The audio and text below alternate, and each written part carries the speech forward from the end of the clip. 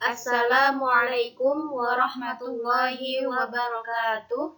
Alhamdulillahirabbil alamin wa bihi nasta'in wa ala umurid dunya waddin wassalatu wassalamu ala asrofil anbiya'i wal mursalin wa ala alihi wa sahbihi ajma'in. Amma ba'du. Yang sama-sama kita hormati Bapak Yudi Fakhrudin MPDI selaku dosen pengampu mata kuliah Teknologi Pendidikan, yang sama-sama kita doakan semoga beliau selalu diberikan kesehatan serta keberkahan oleh Allah Subhanahu wa taala. Serta teman-teman sekalian, baik dari prodi PGMI maupun prodi PAI, semoga kita semua selalu diberikan kemudahan serta kelancaran dalam menuntut ilmu. Amin amin ya rabbal alamin. Selanjutnya, perkenalkan kami dari kelompok 1. Saya Siti Khadijah Pratiwi dari prodi PGMI dan rekan saya Utia Aulia Rahmah dari prodi PGMI akan mempresentasikan tentang karakteristik konsep dasar teknologi pendidikan. Ada 5 pembahasan yang akan kami paparkan. Yang pertama, sejarah perkembangan teknologi pendidikan. Yang kedua, definisi teknologi pendidikan. Yang ketiga, prinsip-prinsip teknologi pendidikan. Yang keempat, manfaat teknologi pendidikan. Dan yang kelima, karakteristik teknologi pendidikan. Baik, sebelum kita masuk ke materi, alangkah baiknya kita membaca surat Al-Fatihah. Semoga dengan membaca surat Al-Fatihah, kita mendapat keberkahan dari apa yang kita pelajari hari ini. Al-Fatihah.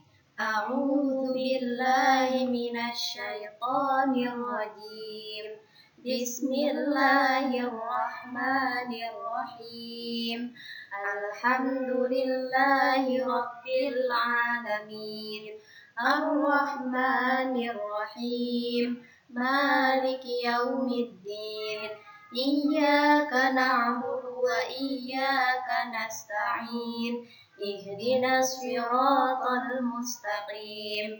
Siratal ladzina an'amta 'alaihim ghairil maghdubi 'alaihim waladdallin.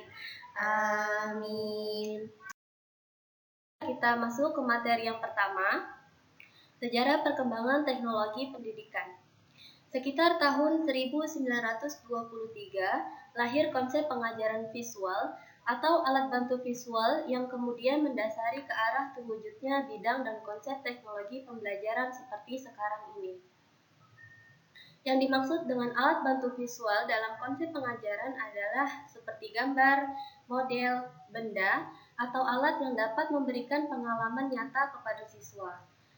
Penggunaan alat bantu visual ini dimaksudkan atau bertujuan untuk memudahkan siswa dalam mengenal atau memahami hal-hal yang belum mereka pahami, serta mengembangkan sikap yang diinginkan dan mendorong kegiatan anak lebih lanjut.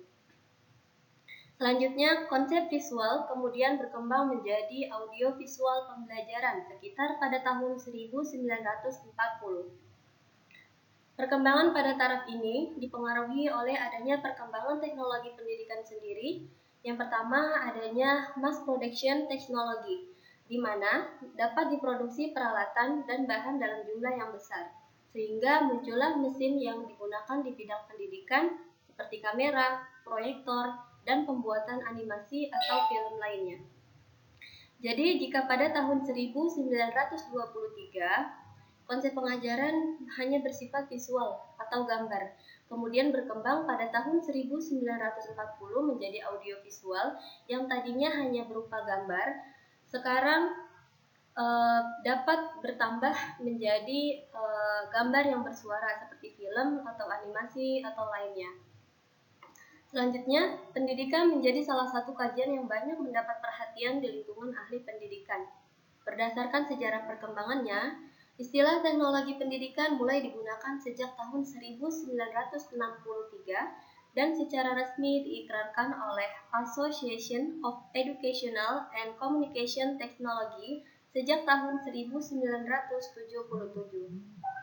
Hingga kini, Melalui kajian teknologi pendidikan, hakikatnya adalah pemecahan masalah belajar siswa yang perlu menggunakan pendekatan-pendekatan yang tepat dengan memfungsikan atau menggunakan pemanfaatan sumber belajar. Selanjutnya, definisi teknologi pendidikan. Pengertian teknologi adalah cara melakukan sesuatu untuk memenuhi kebutuhan manusia dengan bantuan alat, metode, atau dengan sistem tertentu. Pengertian pendidikan adalah pembelajaran pengetahuan, keterampilan, dan kebiasaan sekelompok orang dari satu generasi ke generasi berikutnya melalui pengajaran, pelatihan, dan penelitian. Jadi, pengertian teknologi pendidikan adalah kajian dan praktik untuk membantu proses belajar dan meningkatkan kinerja dengan membuat, menggunakan, dan mengelola proses dan sumber teknologi yang memadai. Istilah teknologi pendidikan ini sering dihubungkan dengan teori belajar dan pembelajaran. Jika teori belajar dan pembelajaran mencakup proses dan sistem dalam pembelajaran, teknologi pendidikan itu mencakup sistem yang digunakan dalam proses mengembangkan kemampuan manusia. Selanjutnya adalah prinsip-prinsip teknologi pendidikan. Yang pertama, ada pendekatan sistem. Maksudnya adalah penyelenggaraan pendidikan dan pembelajaran perlu didesain perancangan dengan menggunakan pendekatan sistem. Dalam merancang pembelajaran diperlukan langkah-langkah prosedural yang meliputi identifikasi masalah, analisis keadaan, identifikasi tujuan, pengelolaan pembelajaran, penetapan metode, penetapan media pembelajaran, dan evaluasi pembelajaran. Yang kedua, berorientasi pada siswa. Maksudnya adalah dalam pembelajaran hendaknya memusatkan perhatian pada peserta didik dengan memperhatikan karakteristik, minat, potensi dari peserta didik. Jadi ketika kita menggunakan teknologi-teknologi dalam pendidikan, kita harus memperhatikan kemampuan atau potensi peserta didik kita jika kita menetapkan teknologi yang akan kita gunakan. Contoh, apakah jika kita menggunakan aplikasi A atau media pembelajaran yang A, itu dapat mempermudah siswa untuk belajar atau justru menghambat karena mereka belum mampu untuk mengikuti media pembelajaran yang kita pilih. Lalu pemanfaatan sumber belajar.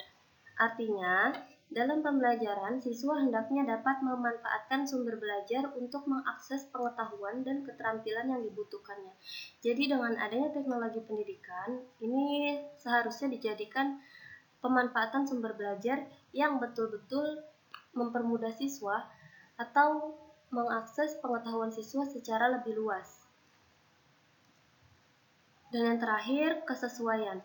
Maksudnya, kesesuaian ini merupakan rujukan mutu pendidikan yang memiliki ciri antara lain sepadan dengan karakteristik peserta didik, cocok dengan kebutuhan masyarakat, sesuai dengan kondisi lingkungan, selaras dengan tuntunan zaman, dan sesuai dengan teori, prinsip, dan nilai baru dalam pendidikan.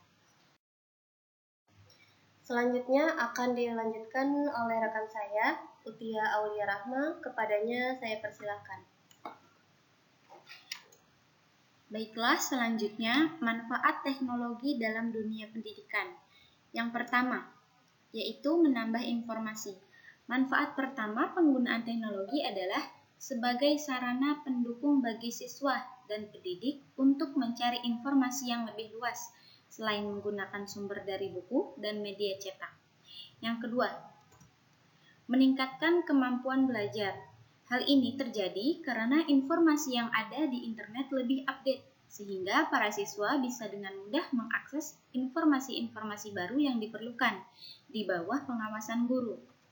Yang ketiga, yaitu memudahkan akses belajar. Proses pembelajaran dapat dipermudah dengan adanya teknologi dalam pendidikan. Misalkan, guru dapat memberikan materi atau tugas belajar melalui email atau grup WhatsApp, sehingga peserta didik bisa segera menyelesaikan dan mengumpulkan tugas tersebut. Yang keempat, materi lebih banyak. Penggunaan teknologi dalam pendidikan dapat membuat peserta didik lebih nyaman dan tidak terkesan jenuh atau monoton. karena penyampaian informasi melalui teknologi canggih terlihat lebih variatif dan modern. Yang kelima, meningkatkan minat belajar. Informasi dan pengetahuan yang lebih lengkap serta akses yang mudah didapatkan dapat membuat siswa lebih minat dalam melaksanakan pembelajaran.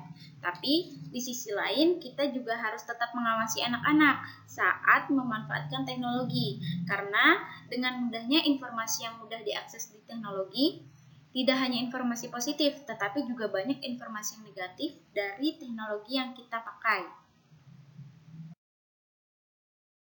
Karakteristik teknologi pendidikan. Yang pertama, penyebaran informasi secara luas, merata dan cepat, sehingga pesan dapat disampaikan sesuai dengan isi yang dimaksud. Yang kedua, teknologi pendidikan dapat menyajikan materi secara logis, ilmiah dan sistematis, serta mampu melengkapi, menunjang, memperjelas konsep-konsep, prinsip-prinsip, atau proposisi materi pelajaran. Yang ketiga, teknologi pendidikan menjadi partner guru dalam rangka mewujudkan proses belajar mengajar yang efektif, efisien, dan produktif sesuai dengan kebutuhan dan tuntutan anak didik.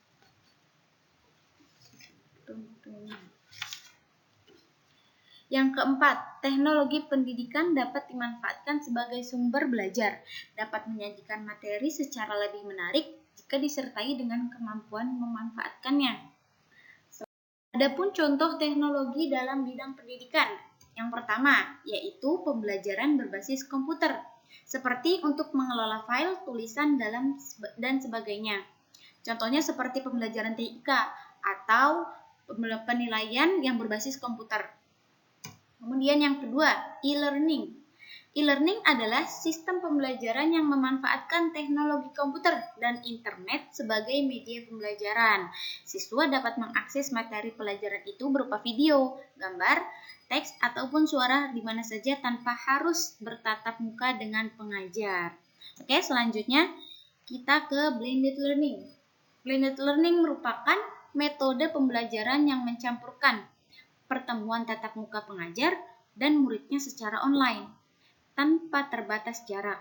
Pengajar bisa memberikan materinya sesuai waktunya, tepat waktu, melalui phone conference, video conference, ataupun chatting online. Mereka dapat saling memberikan feedback, baik berupa pertanyaan, jawaban, ataupun pernyataan. Yang keempat, yaitu perpustakaan digital. Perpustakaan digital ini siswa dapat mengakses buku-buku dalam bentuk digital dan mempelajarinya tanpa harus datang ke perpustakaan langsung atau harus membeli buku dalam bentuk fisik. Tentu saja ini sangat menguntungkan bagi siswa karena bisa belajar dimanapun dan kapanpun. Kemudian yang terakhir ada penggunaan alat pendukung KBM, yaitu proses belajar mengajar tidak melulu pengajar menyampaikan bahan ajar melalui lisan, tapi bisa dengan komputer, kamera, proyektor, sound bluetooth, atau yang lainnya. Terima kasih. Baik, alhamdulillahirrabbilalamin. Telah selesai pembahasan materi kita pada hari ini. Selanjutnya, jika teman-teman mempunyai saran, masukan, ataupun pertanyaan seputar materi yang telah kami sampaikan, kami persilakan. Sesi tanya jawab akan kami lanjutkan 2 subgroup. Sesi pertama kami buka 3 pertanyaan terlebih dahulu, dan mohon kesempatan waktunya untuk kami saat akan menjawab pertanyaan dari teman-teman. Kami selaku pemakalah mohon maaf apabila ada hal-hal yang salah ataupun kurang. Semoga apa yang kami sampaikan dapat dimengerti dan menjadi manfaat untuk kita semua. Amin amin ya rabbal alamin. Sekian dari kami. Wallahul muwaffiq ila aqwamit thoriq. Wassalamualaikum warahmatullahi wabarakatuh.